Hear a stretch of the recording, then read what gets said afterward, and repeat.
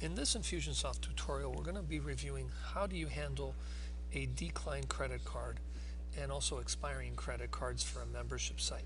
If someone is on an ongoing payment plan, you need to be able to respond to declined cards and at some point turn off their access so that you don't give them the service for free. And the whole point is, how do we get them to continue paying? So let's go over the different components that go into this. The first one is I'm going to go over the e-commerce, and I'm going to go to the settings. So if you look at orders, you'll see exactly how your system, your Infusionsoft system, is set up. So here we have it set up to auto charge. We try 3 times and we wait 2 times between tries. This is the merchant account that we're using.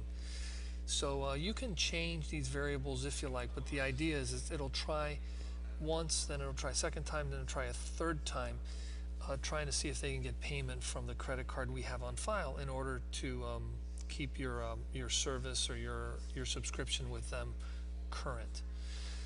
Now let's go over to campaign builder, e-commerce settings again, and you can find billing automation both here and in this actions menu. So if you were to go to e-commerce, you could also get to it by going to billing automation. In here you'll see that I've created 3 triggers that get notified whenever there's a decline, and we have another one that's when an auto charge is successful and the last auto charge failed. We have something that responds to that as well. I'll go into this in a moment. And then we have these 2 that will trigger whenever a credit card is going to expire in either 30 days or in 15 days. So let's say it's a month before a card is going to expire. So if it's the month of June of 2015 and we see that the expiration date is that month, we know that on July 1st, if we go to try that, it's not going to work. So what we do is we create this trigger, and this is a card of any type. So this could be American Express, Visa, MasterCard. If it expires in 30 days, we want to send them an email. And this is just a very polite email that just tells them, hey, your card's expiring. We want to make sure that you don't lose your service. And so we send them this email. Hey, it looks like your credit card we have on file is going to expire soon. We use this link here. Now, this is a very important link. It's only available from the billing automation. You can't just send an email and then ask people to do this update. You may notice that this is a plain text. I do that on purpose because the plain text emails are the ones that have the best chance of getting delivered. So if I go here and you look at the merge fields under billing automation, this is the only one that will show you these fields. And so we've used the plain text update link, which again, you cannot put these merge fields into a regular email template. They have to be templates that are tied to the billing automation feature.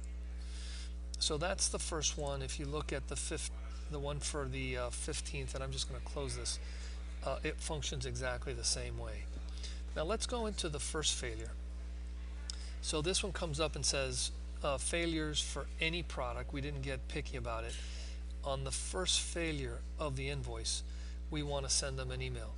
And this one, again, it's very similar to the other one in that we're sending them a link so that they can update this.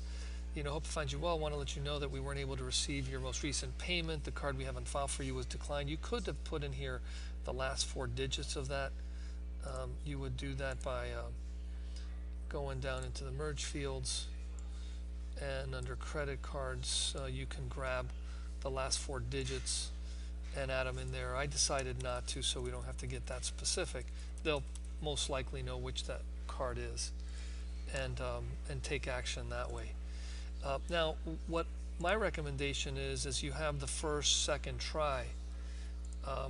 At some point you're going to have to cut off their service. Now I haven't configured this in here, but I will. We've created a tag inside of iMember360 over here. So here we are in iMember360, and this is in the plugin options page right here. And we've created the ban all access tag in Infusionsoft.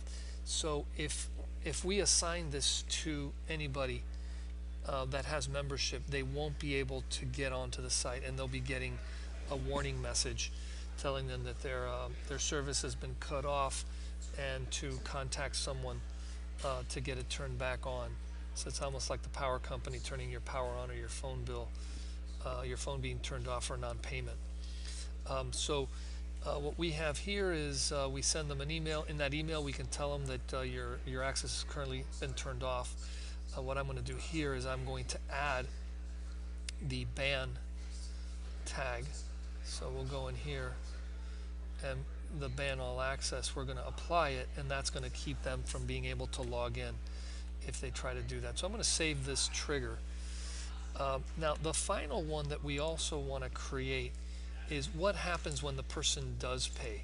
So if the person does pay, not only do we take off tags that we're only putting in place to just note in the member account how many declines they've gotten, so that if you went into the contact, you could find out what was the situation. Well, if they do end up paying after a failure, we want to remove that. We also want to remove the ban tag. So we'll go in here and we'll get rid of the ban all access. That'll be a remove here, and we'll save that. And so that means that as soon as they pay, they're going to be given back access to those different levels. So this is an example of how to set up a very simple setup, so that if people don't pay on your membership sites, you can keep them from logging in, and try to take some proactive actions to get them in a friendly way to update their credit card information and get back in your product. Okay? Have a great day.